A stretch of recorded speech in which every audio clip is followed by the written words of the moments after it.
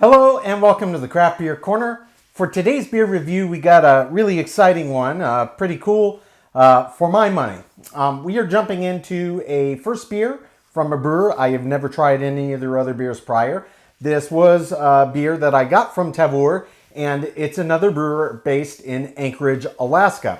So we do a lot of Anchorage Brewing Company beers here, but today we're jumping into a beer from Midnight Sun Brewing Company. The specific beer is called Termination Dust, and it is a bourbon barrel-aged Belgian barley wine. 13% ABV on this one. Anchorage, Alaska, we just discussed. They also do further go on to tell us that it's got 70 IBUs. So, not sure if, as with Anchorage Brewing Company, Tavour is the only way that you can get your hands on their beers outside of the state of Alaska, but it's the only time I've seen them. So it looks like Tavour has at least partnered with some other local Alaska brewers, which is awesome. If my experience with Anchorage Brewing Company is any indication of what the Anchorage craft scene is about, or Alaska in general, then I think I'm about to be in for a treat here. Nonetheless, let's look at label art. It's just got a mountain peak, a snowy capped mountain peak. Indeed, Termination Dust is kind of the snowfall on the top of a peak that kind of signals different times of the year. I did look it up, but it wasn't that critical, just the name. It is a reference to something that's local, so that's pretty cool. Yeah, so without further ado, we're going to get this cracked. Going to get this poured in our nice stout glass here, as I usually do. One of these days, I will get a barley wine glass dedicated, but stout glass works very, very well. So let's get this poured in here. All right, this is pouring kind of a darker brown, still in that caramelly hue zone, but a bit darker than the classic caramel. We'll back off. Very big bottle. It's not going to get the whole thing in there anyway. Big aromas coming off of this, as you might expect. Visually, yeah, it's a nice, true, deep, dark caramelly brown. It smells really, really pungent. Already I can tell you, head did form nice and creamy. I could see that it was quite thick as I poured it, but I was intentionally giving it a good bit of agitation. Barley wines do tend to be pretty active in terms of carbonation anyway, so I'm not sure how well this head is going to stick around, but it did form quite nicely. So let's give it a sniff. Oh wow, yeah. This smells absolutely like a classic barley wine with that barrel aging. So I'm getting classic caramel and butter toffee and fig and kind of cobbler-like fruits, some candied sugars. There's a little caramelized sugar vibe going on. Definitely some vanilla, a lot of woodiness coming from the barrel as well. So it's everything you would expect on a classic barley wine aroma. Really coming out very pungent, a very classic aroma on this beer. So yeah, Belgian barley wine. We've done one or two of these prior. Before I jump into this, what's that distinction? What does that mean? Belgian-style barley wine, typified by the use of Belgian yeast. So it could impart some kind of undercurrents of clovey type qualities. It's going to have a lot of commonality in a lot of respects to, say, like a big Belgian triple or quad, especially in a barley wine base with this higher ABV. But without further ado, let's jump right in, see what this one's about.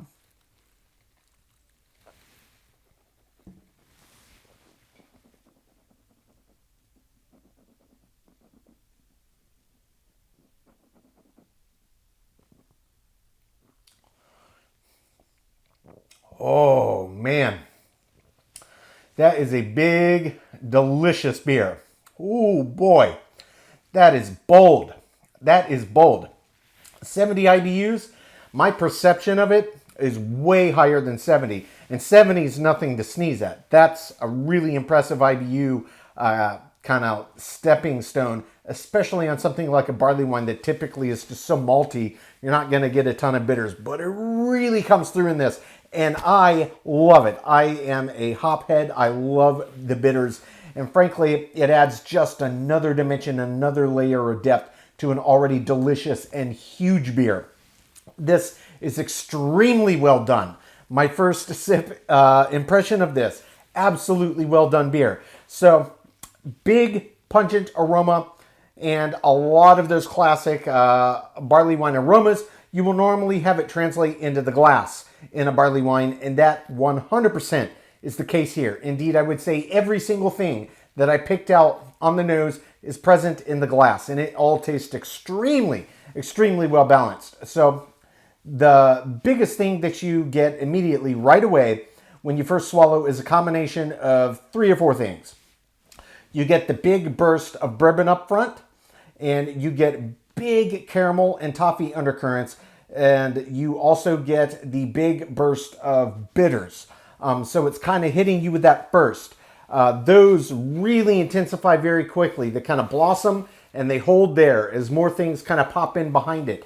Fig comes through very, very strongly. There's kind of this candied plum and kind of like peach-like quality comes through as well. That's really the side of it that to me tastes really cobbler-like, and where you start to get these kind of caramelized sugar vibes that come in. So it really does taste like a baked confection, be it, a blueberry cobbler, a peach cobbler, a mixed fruit cobbler with plums and figs and all those mixed in. But it's deep, rich, dark fruit in kind of a baked good, candied kind of sense. So it's really, really nice.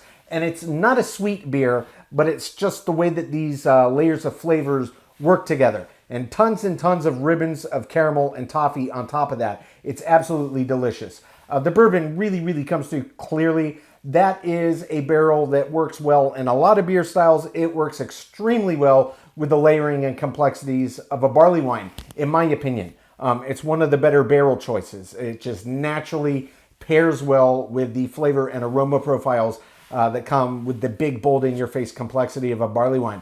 Everything I'm getting into this is absolutely top tier. And I got to come back to it again and say the bitters are unbelievable. If you like a big kick of bitters, you're really, really going to enjoy this one. Really, really going to enjoy it. So there's a lot happening in this beer. I'm going to have a second sip. I don't have a choice in this. Jump back in. I'm going to pick apart this body, this mouthfeel, let everything re-intensify, see if I missed anything, and we will talk about the finish. First impression, absolutely incredible beer. Take 2.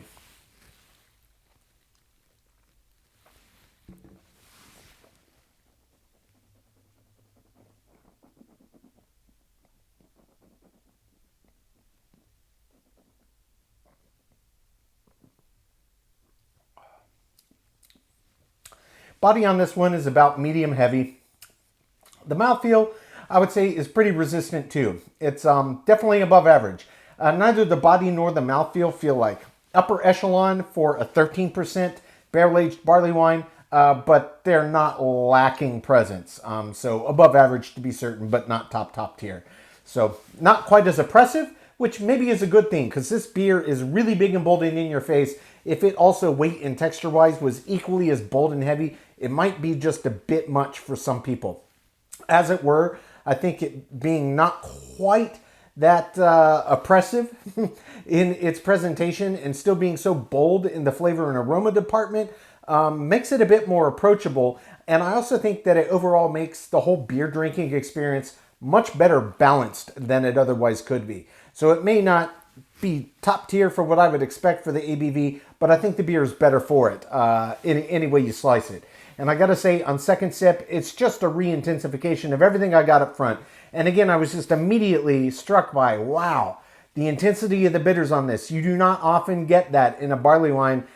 This is like really, really pungent hop bitter profile from like a West Coast IPA kind of territory. It's big, it's bold, it's in your face. And that's in tandem with just these massive, massive other flavor and aroma profiles. The caramel, the toffee, the figs, the plums, the pears, the kind of cobbler, the caramelized sugars, the vanilla, the bourbon. It's huge. It's all in there, and then just this big kick of bitters to tie it all together.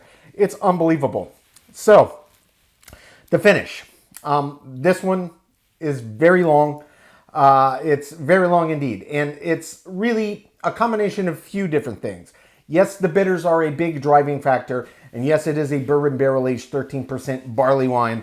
So naturally, that's gonna more likely than not play a part, and it clearly does a major part. But also the intensity of the kind of caramelly and toffee side coming out of the malt bill mixes in, and it's almost equal parts, like caramel, toffee, bourbon and bitters. It's really, really nice.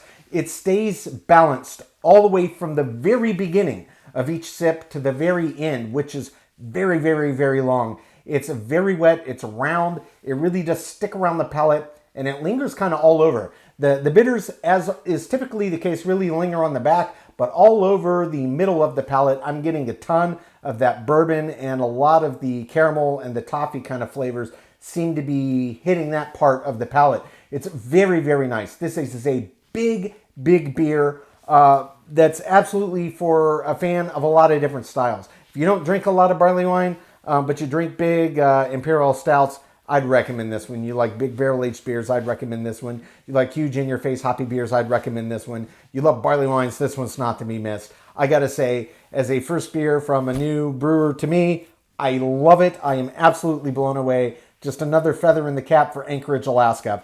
I'm gonna take my time, sip on this, count my scores. When we come back, we'll get this beer ranked from top to bottom.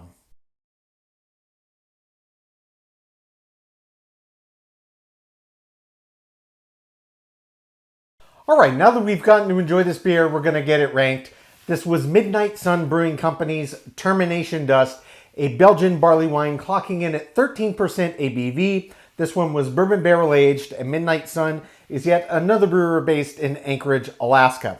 So this was first beer I ever had from them, another Anchorage, Alaska based find in Tavour, and I gotta say, I absolutely loved this beer. This was huge. It was classic barley wine. The barrel worked very well. The 70 IBUs was no joke. If anything, it felt even more than that. Had a really nice hop bite to it. You don't often get that in a barley wine, but it was very, very nice. I absolutely loved this beer. It was huge. This was just a fantastic first beer to try from a new-to-me brewer, and just another feather in the cap for the Anchorage, Alaska beer scene. So we don't really need to go through all the scores here. There were just a couple categories that did not get a perfect 10 out of 10. So we'll hit both of those. The first was the body. The body was definitely above average, but this was a 13% ABV on a barley wine. It didn't feel quite as robust as you would expect for 13%. It was above average, just not exactly top tier. Even though 13 isn't a crazy high ABV on a barley wine, it's still way, way higher than your average beer to be certain. Still, above average, body gets a 7 out of 10. The second category was kind of its partner category here, the mouthfeel.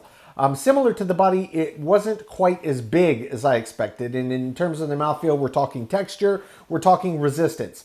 You could feel that there was resistance there, and it had a thickness to it, but for a 13% ABV on a barley wine, it didn't feel quite as resistant and thick as I expected. That being said, just as with the body, it was well above average, and the mouthfeel on this one also gets a 7 out of 10, which leaves a perfect 10 out of 10 in all 8 remaining categories. That's aroma, taste, finish, head and retention, appearance, balance, feeling/intangible, and example of style.